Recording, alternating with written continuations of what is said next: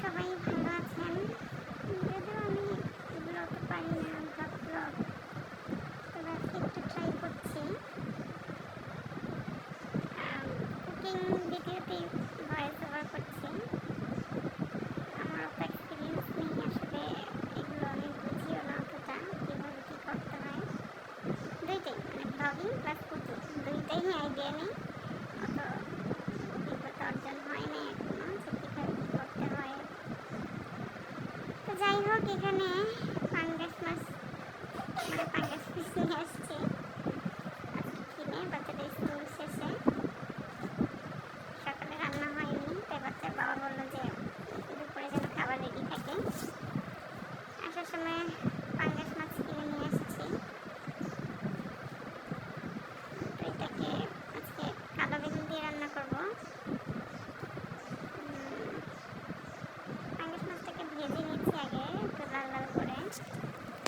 যদিও রান্নার সিস্টেম জানা আছে যে পেঁয়াজ লাল করে ভাজতে হয়, তারপরে মশলা টশলা এগুলো একটু পানি দিয়ে কষাতে হয়, কিন্তু আমার মনে হয় আসলে ওইভাবে সিস্টেমেটিক্যালি রান্না করা হয় না অ্যাকচুয়ালি। আমি আমার মন মতো করে রান্না করি। গতকাল থেকে যেহেতু দুটো বাচ্চা বাসায়, ওদের চিল্লাচিল্লি থাকে, দৌড়ঝাঁপ এখানে সেখানে, তাই আমি আসলে ওইভাবে ধৈর্য নিয়ে বা টাইম নিয়ে আসলে করা হয় না কোনো মতে আর কি রান্নাটা সারি। আবার দেখা যায় সকালে উঠে যে সব রান্না করে রাখবো সেটাও হয় না, কারণ সকালে রান্না করে রাখলে ওইটা ওরা ঠান্ডা হয়ে গেলে খেতে চায় না, বা এক আইটেম একবার খেলে পরের বার সেটা আর খায় না। এই হচ্ছে আমার ঘরের কাহিনী। তো আরেকটা কাহিনী হচ্ছে, কড়াই টড়াইয়ের অবস্থা খুব খারাপ, তাই পাতিলেই নিয়েছি রান্না করার জন্য। এদিকে আবার গ্যাস নেই। তো ইলেকট্রিক চুলাতেই রান্না সারছি। তো এখন মশলা কষাচ্ছি, ওইদিকে বাচ্চারা পড়ছে নিচের কাছে, খালাও এসছেন, কাজ করছেন খালা। তো পানিটা মনে হয় একটু বেশি হয়ে গেল। তুমি বলবে কিছু? দেখো তো আমার আম্মুর রান্না কেমন হয়, ভালো হয়? একদম বাজে হয়? কেমন লাগে খেতে?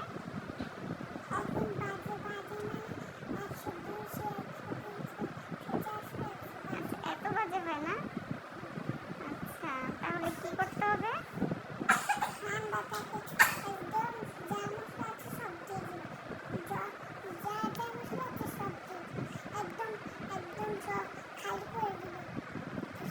সব মশলা দিয়ে খালি করে দিলে টেস্ট হবে, তাই তো? আচ্ছা, আবরার, তুমি কি কিছু বলতে চাও? তোমার মন খারাপ আজকে? এইভাবে কথা বলে না, যেহেতু শোনো আমার কথা, শোনো, সবাই শুনবে, সবাই কিন্তু শুনতে পাবে তুমি এমন করলে। তুমি বলো কেন মন খারাপ। তুমি স্কুল থেকে ফিরে আসার সময় আমি তোমার জন্য না, দুইজনের জন্যই জামা কিনলাম, তাই না? দুইটা গেঞ্জি আর দুইটা প্যান্ট, শর্ট প্যান্ট কিনলাম।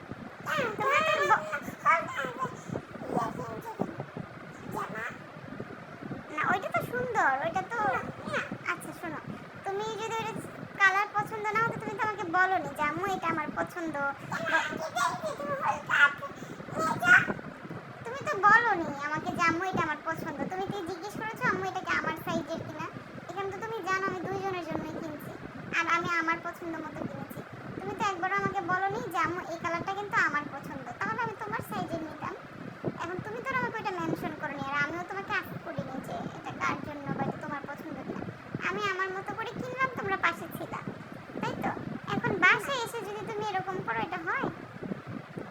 দরকার হলে আমরা কালকে গিয়ে আবার ওই কালারটা দেখবো, সমস্যা কি, এরকম গেঞ্জি আছে কিনা। আর আব্বু আম্মুর কথা না শুনলে তো আমরা কষ্ট পাই বাবা। আচ্ছা, এখন যে কালো বেগুনগুলো দিয়ে দিচ্ছি, পানিটা মনে হয় একটু বয়েল হয়ে আসলে দিলে আরো ভালো হতো। জানি না, এক মানে তাড়াহুড়া, এদিকে ওরা পড়ছিল ওই পাশে, তারপর আবার ওর আব্বুও চলে আসবে, সব কিছু মিলিয়ে ব্যস্ত সময়। আবার বসেও থাকি, আমার কাছে ব্যস্ত সময়। কিন্তু বাচ্চার বাবার কাছে এটা খুবই নর্মাল।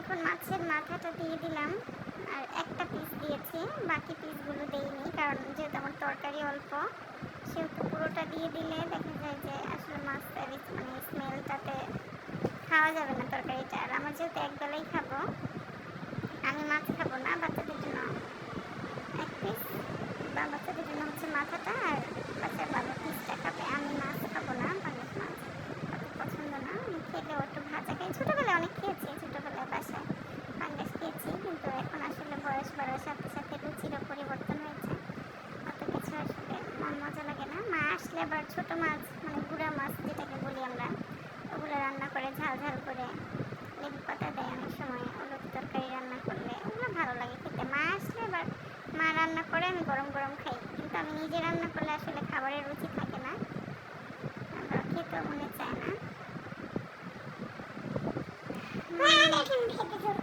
না কই খেতে জোর করলাম তোমাদের, আজকে এখন দুপুর হয়ে গেছে, আমি কি তোমাদেরকে একবারও বলেছি যে খাও, বা জোর করেছি খাওয়ার জন্য? তোমরা খেতে চাওনি, আমি রেখে দিয়েছি খাবার, আমি তোমাদেরকে জোর করেছি খাওয়ার জন্য? কি ভাত তো নিইনি, বাবা এসছে, বাবাকে খাবার দিয়েছি, না প্লেটে নিইনি, আমি জিজ্ঞেস করেছি খাবে কি। এখন এই যে ধনে পাতা কুচি দিয়ে দিলাম, আরে